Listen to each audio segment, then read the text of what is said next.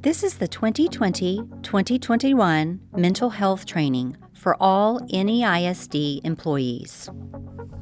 Mental health matters. Mental health includes our emotional, psychological, and social well-being. It affects how we think, feel, and act. It also helps determine how we handle stress, relate to others, and make choices. Mental health is important at every stage of life, from childhood and adolescence through adulthood. What are student stressors that affect mental health? Increased school pressures as students progress through higher grades, exploring increased independence and identity, experimenting with substance abuse, puberty and hormone fluctuation, bullying, cyberbullying, identity development, social acceptance and rejection, striving for academic success, major physical illness, and family or community changes and challenges. What are stressors that affect adult mental health? The death of a loved one, divorce, loss of a job, increase in financial obligations, getting married, moving to a new home, chronic illness or injury to a family member, emotional problems such as depression, anxiety, anger, grief, guilt, or low self-esteem, and traumatic events. Signs that an individual is experiencing emotional pain. Self-injury is the act of deliberately harming the surface of one's own body, such as cutting or burning oneself. It is typically not meant as a suicide attempt. Rather, this type of self-injury is an unhealthy way to cope with emotional pain, intense anger, and frustration due to various life stressors. Some signs and symptoms of self-injury may include scars, fresh cuts, scratches, bruises, or other wounds, excessive rubbing of an area to create a burn, keeping sharp objects on hand, wearing long sleeves or long pants, even in hot weather, behavioral and emotional instability, impulsivity, and unpredictability. If a student is self-injuring, assess severity of wounds and frequency. A nurse referral should be made. Contact the school counselor, principal, or administrative designee. The counselor will counsel with the student about healthy coping, explain the need to contact parent or guardian to arrange support services, explain the need and reason that confidentiality must be broken due to safety concerns. The counselor will contact the parent or guardian and complete NEISD protocol forms, such as the safety plan and parent notification. The counselor will provide the parent or guardian with referrals. The counselor will follow up with the student and parent or guardian. Suicidal ideation. Suicidal thoughts or suicidal ideation means thinking about or planning suicide.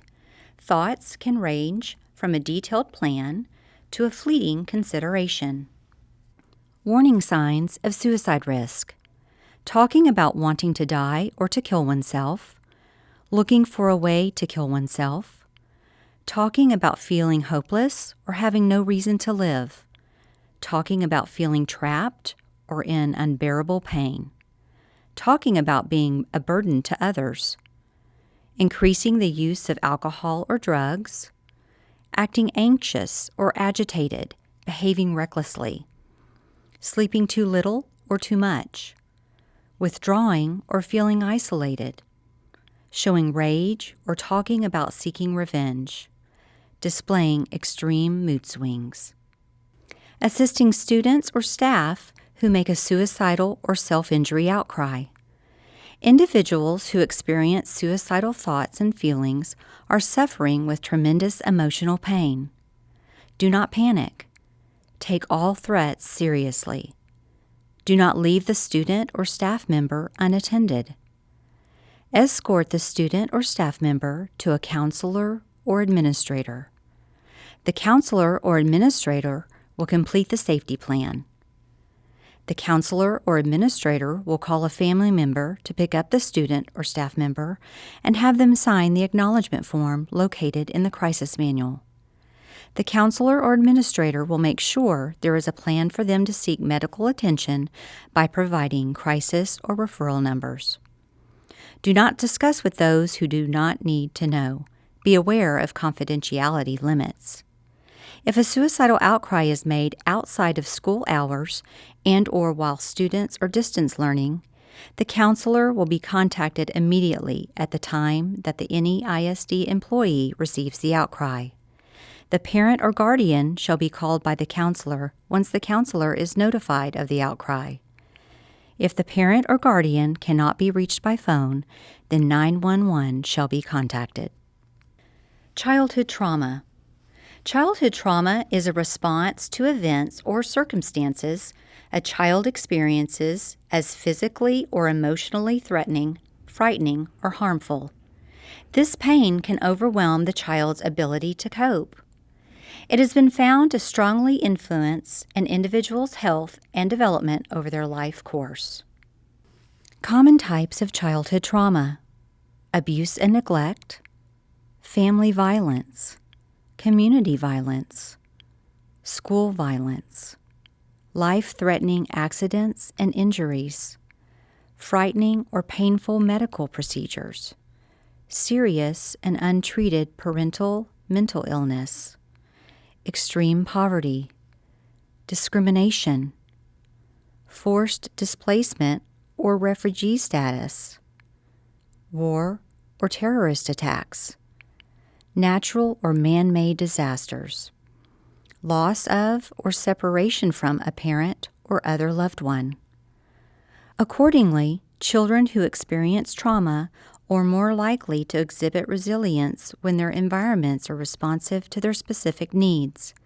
Families, schools, community-based programs and services, and the individuals caring for children can increase the chances of resilience following childhood trauma when they become aware of the impact of childhood trauma, provide a sense of safety and predictability, protect children from further adversity, and offer pathways for their recovery. School-age children who experience trauma may engage in aggressive behavior, become withdrawn, fixate on their own safety or safety of others, reenact the traumatic event through play, have frequent nightmares, exhibit difficulty concentrating in school. Adolescents who experience trauma may become anxious or depressed, engage in risk-taking or self-destructive behaviors such as drug and alcohol misuse, dangerous driving, sexual promiscuity, unprotected sex, self-harm, illegal activity. Feel intense guilt, anger, or shame. Adopt a negative view of people and society. In some cases, have persistent thoughts about suicide or seeking revenge. Bullying has an impact on mental health. Protocol for reporting situations that involve bullying.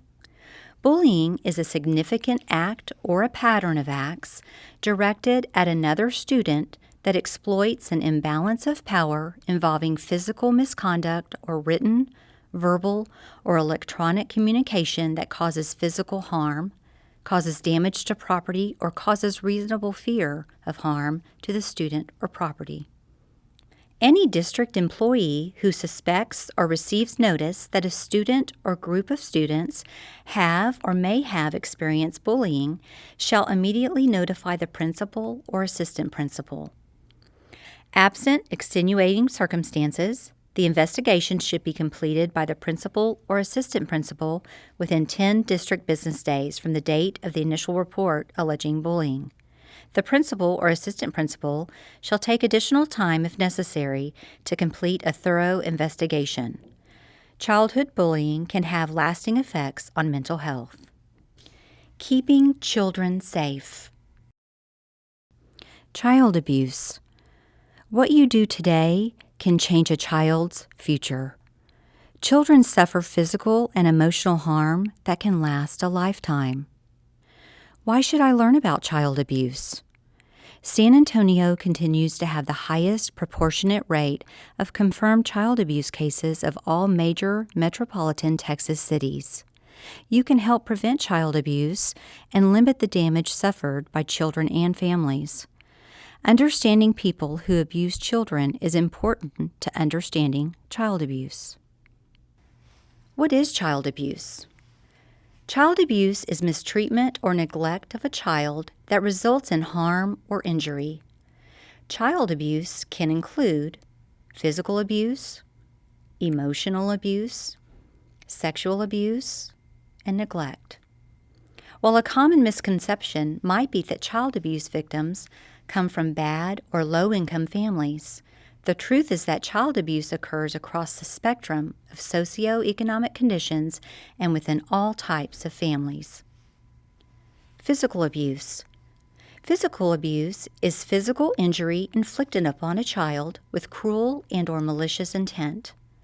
Physical abuse can be the result of punching, beating, kicking, biting, burning, shaking, and otherwise harming a child physically. Emotional abuse. Behaviors, speech, and actions of parents, caregivers, or other significant figures in a child's life that have a negative mental impact on a child. Examples include name-calling, insulting, threatening violence, withholding love, support, or guidance. Sexual abuse. A type of maltreatment, violation, and exploitation that refers to the involvement of the child in sexual activity to provide sexual gratification or financial benefit to the perpetrator. It includes contact for sexual purposes, molestation, statutory rape, prostitution, pornography, exposure, incest, or other sexually exploitative activities. Sex trafficking. Sex traffickers use threats, manipulation, lies, debt bondage, and other forms of coercion to compel adults and children to engage in commercial sex acts against their will. Under U.S. law, any minor under the age of 18 years induced into commercial sex is a victim of sex trafficking, regardless of whether or not the trafficker used force, fraud, or coercion.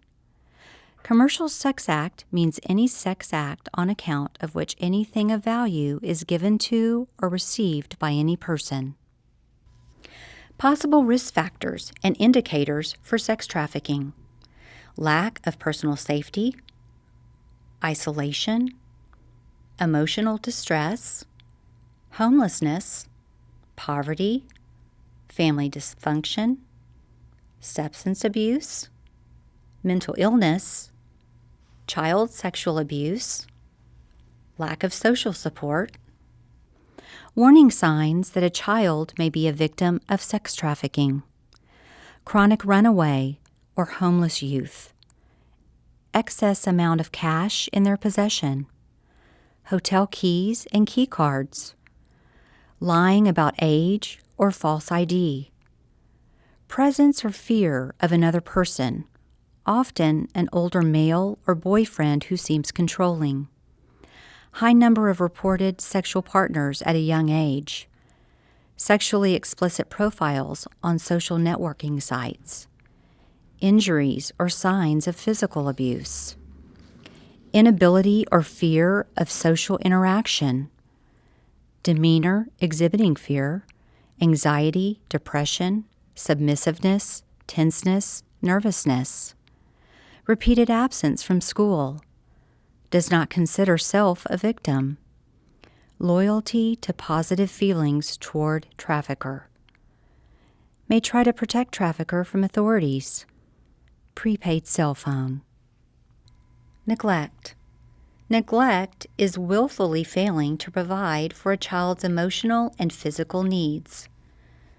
Emotional needs such as love, attention, guidance, supervision. Physical needs such as food, clothing, shelter, medical treatment, or dental treatment.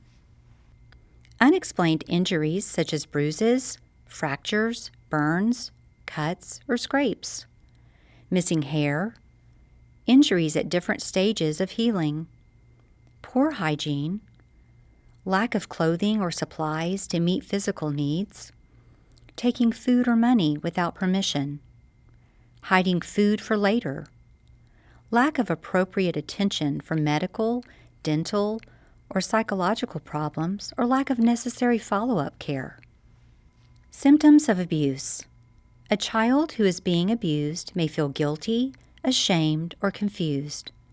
He or she may be afraid to tell anyone about the abuse, especially if the abuser is the parent, a relative, or a family friend. It is vital to watch for red flags such as withdrawal from friends or activities, changes in behavior or school performance, depression, anxiety, sudden loss of confidence, frequent absences from school, attempts at running away, rebellious or defiant behavior, self-harm, or attempts at suicide. Abusers. Individuals who abuse children look like everyone else. Abusers can be neighbors, friends, and family members. Reporting child abuse protects children from further harm, helps the family face their problems and return to healthy functioning. In severe cases, results in children being removed from their home for their immediate safety. When responding to an outcry of abuse, remain calm, do not overreact. Talk to the student and let him or her tell the story in his or her own words. Listen and document what you see and hear. Don't ask suggestive questions. Did your dad or did your mom? Ask open, non-leading questions such as, are you okay? What happened? Who was there? Do not promise to keep a secret. Report the outcry to CPS, the administrator, and the counselor. The administrator or counselor will then follow up with the NEPD and campus principal. Reporting requirements. Texas law requires any professional who suspects that a child is being abused or neglected to make a report to the Texas Department of Family and Protective Services within 48 hours of first suspecting abuse. Failure to report is a Class A misdemeanor, punishable by imprisonment for up to 180 days and/or a fine of up to $2,000. Texas Family Code requires anyone who suspects abuse or neglect to report it. Reporting suspicions to a supervisor or other individual does not satisfy your obligation under the law. Report abuse or neglect by calling the Texas Abuse Neglect Hotline, 1-800-252-5400, or report over the Internet at the secure website www.texabusehotline.org. Some helpful resources are the Northeast Police Department, 210-407-0911. Suicide Hotline, 800-273-8255. The Texas Abuse and Neglect Hotline, 800-252-5400. This completes the 2020 to 2021 mental health training for all NEISD employees. Have a great day.